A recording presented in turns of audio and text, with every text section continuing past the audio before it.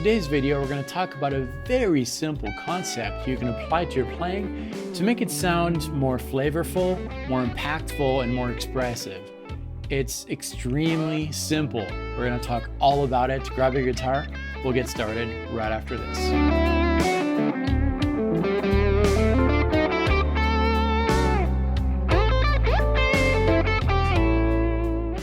Hi, my name is David Wallerman. Welcome to this channel, which is all about helping guitar players around the world find their unique voice on the guitar to tell their own personal musical story.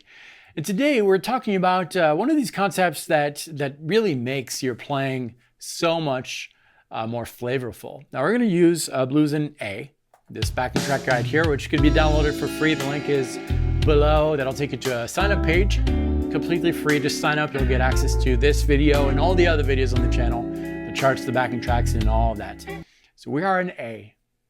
That means that we can use an A minor blues scale, right? And we're going to use that first position. You can check the charts if you'd like in the supplemental content, but I'll show you really quick. In this one on the fretboard, we have a minor pentatonic scale, which is from the low E string to the high E string frets 5-8, 5-7, 5-7, 5-7, 5-8, and 5-8. And the minor blues scale is that minor pentatonic scale with an additional note that we're going to find between the 4th and the 5th. And that will be found on the 5th string, on the 6th fret of the 5th string. So between frets 5 and 7, we have this one right here. And we have another one right here on the 3rd string, 8th fret. Okay, so the idea here is to build some licks using that, but we're going to repeat some notes, but not just clone that note. We're going to repeat it with a little bit of imperfections, which happens very naturally. So let's take a lick, for example, something like that. A little bit of vibrato in there to add more expressiveness to it. But in essence, I'm just bending the 3rd string, 7th fret to reach that 9th fret. Play that note again without the bend, and then descend. And then we're going to skip the 5th fret of the 4th string to go directly to the 5th string, 7th fret, and then back to this one.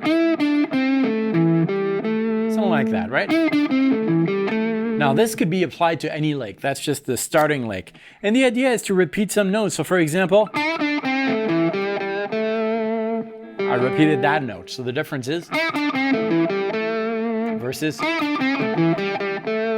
Now this kind of messes up your flow, right? The rhythm flow. If you're repeating a note, well, the idea will end somewhere else, right? Maybe a little bit after what you are typically expected to play. But that creates another interesting thing in your phrasing. Repeating that note will just move it slightly, right, on the grid. But that's not the only thing. The cool thing with repeating a note is that the listener loves familiarity. We all love that. That's why we always go back home at the end of the day, most of the time, right? We love familiar spaces. And there's this sense of nostalgia that we like. We just like it. So we can utilize that in our music at a micro level. So the micro level is this. Like if I played a note, well, or a series of notes, that's the context. You hear it just once, and that gives you that sense of context. If I repeat something within that context, like this one, well, that note repeated resonates with you a little bit more. And if you not only do it on one lick, but throughout your improvisation, you go back to that note that you're repeating, that note becomes important and it becomes an essential character of the storytelling experience. Let me give you a quick demonstration here. So I'm going to use the same exact lick. Okay, now you remember more the dun dun dun. So I'm going to use that. I'm going to play a little bit more somewhere else.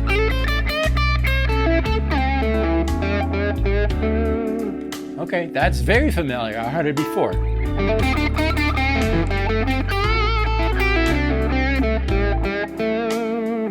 This becomes an essential part of the story, right? That's really, really important when you are playing. Now there's a little bit more to it. I told you about the imperfection that happens. A note, especially on the guitar, can be vibrated, can be bent to, can be played a little bit out of tune, right? And all those imperfections make guitar an organic instrument, a very expressive instrument. And that's cool because if we face it, that's what makes us fall in love with people. Their little imperfections, their uniqueness. Same thing with music. We're not falling in love with robots, right? Or most of us aren't. And that's kind of the idea here, to add those imperfections in your playing. Repeating an idea multiple times, or repeating a part of the story multiple times with different angles, different little imperfections, letting the listener know that this is the same character of notes, but approached from a different angle. It's kind of like a painting that you're looking here, but you're also looking sideways. Or maybe not a painting, maybe a sculpture is a better illustration. And that's kind of the idea here with repeating notes. So the idea is very simple. You take a few licks. Let's operate in that zone again, minor pentatonic. Licks that you know, like this one. Heard over and over and over, but we're going to focus on one note, maybe that last note. We're going to say that last note is going to be important at some point in the story. So we're going to add clues when we introduce these ideas, clues that will let the listener understand later on that that note was more than that note. Okay, so we do this by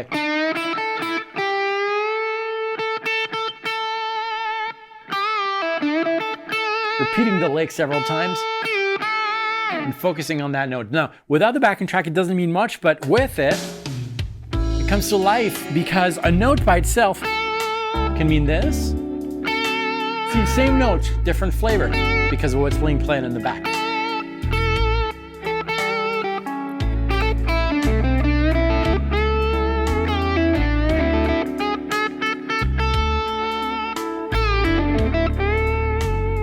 That note becomes important, right?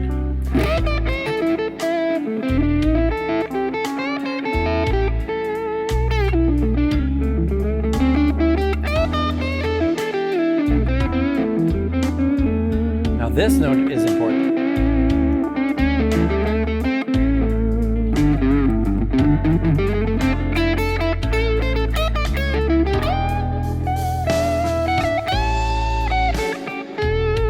Back to that note.